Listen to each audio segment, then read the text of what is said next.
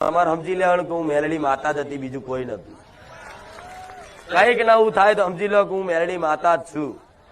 અને બધા નહીં કેતા કે ફલાણી રૂપમાં આવું, ફલાણી રૂપમાં, હું જે રૂપમાં આવું ને એ રૂપમાં જતી રહું ને પછી તમને અહેસાસ પૂરેપૂરો કરાવું કે આ મેલડી માતા જ હતા, તો જ માનજો મન.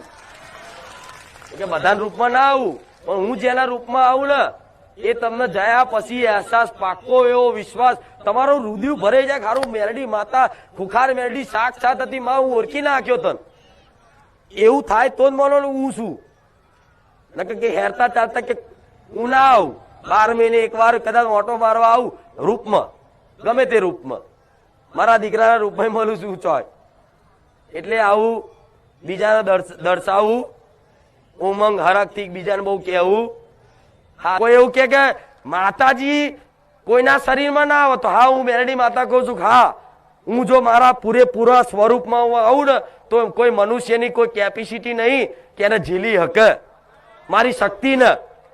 પણ હું પટેલ એટલી ગોડી છું કે પાવરમાં હું આવું.